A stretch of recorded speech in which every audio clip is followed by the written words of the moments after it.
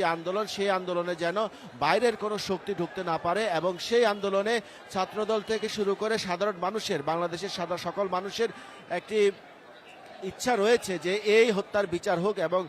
খুনিদের নিয়ে আসা হোক। এর আগে আমাদের এইখানে কথা বলার সুযোগ হয়েছিল, এইখানে রমনা ডিভিশনের যে ডিসি, ওনার সাথে উনি বলেছিলেন যে এইখানে তারেক রহমানের আগমন উপলক্ষে যে সাধারণ যে পুলিশের নিরাপত্তা প্রস্তুতি, তার থেকে প্রায় 5 থেকে 6 গুণ বেশি নিরাপত্তা পুলিশ সদস্য এখানে দেওয়া হয়েছিল। সাথে এখানে ছিল হচ্ছে বিজিবি সহ এপিবিএন এর সদস্যরা। আমরা দেখেছি ডিএমপির গোয়েন্দা শাখা অর্থাৎ ডিবিডিএমপির সদস্যরাও এখানে সাদা পোশাকে কাজ করছেন এবং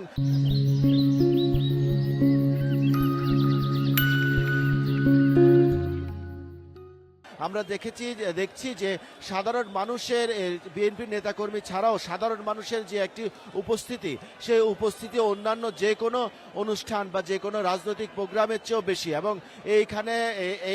আপনি জানেন যে আমরা শাহবাগ মোড়ে আছি। শাহবাগ মোড়ে যারা চিকিৎসার জন্য যে হাসপাতাল, 3টি হাসপাতাল আছে, হাসপাতালগুলোতে আছে, তারাও এক নজর তারেক রহমানকে দেখার জন্য রাস্তায় দাঁড়িয়েছেন এবং ফুটপাথ থেকে শুরু করে ফুট ওভারব্রিজ থেকে শুরু করে মেট্রো রেলের যে ছাদ, এই জায়গাটাতেও আসলে তারা একটু দাঁড়িয়ে তারেক রহমানকে এক নজর দেখার জন্য অপেক্ষা করে আছেন। আরেকটি বিষয় হচ্ছে যে ইনকিলাব মঞ্চের যেই অনুষ্ঠানটি, তাদের সাথে কথা বলার পরে তারা জানিয়েছেন যে তাদের যে অবরোধ বা তাদের যে অবস্থান ধর্মঘট, সেটি তারা 12টার পরে আবার লাগাতারভাবে চলবে। আপনি জানেন যে গতকালকেও শাহবাগ মোড়ের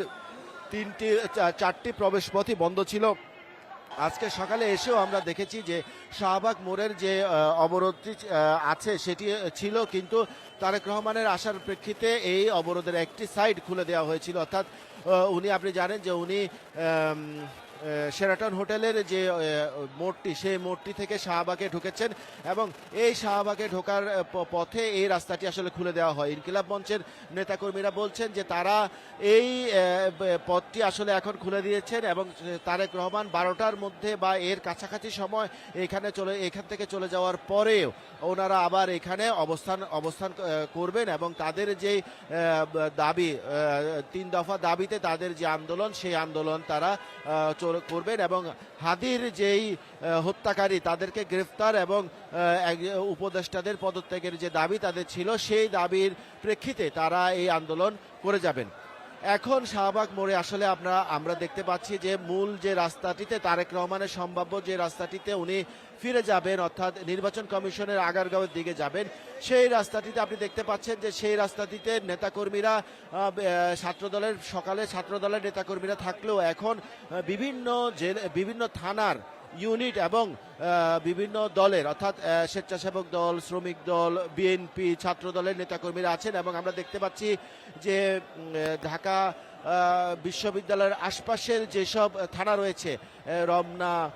ধানমন্ডি, শাহবাগ, নিউ মার্কেট, এইসব থানার যে ইউনিটগুলো রয়েছে, সেই ইউনিটের নেতাকর্মীরা এখানে উপস্থিত হয়েছেন। আমরা দেখেছি যে রমনা থানার বিএনপির বিভিন্ন অঙ্গ সংগঠনের নেতাকর্মীরা এসে শাহবাগে দাঁড়িয়েছেন, তারা তাদের নেতাকে এক পলক দেখার জন্য। আমরা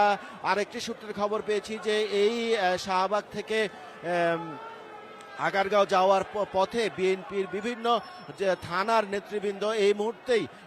অবস্থান করছেন যে নেতাকে এক মুহূর্ত দেখার জন্য।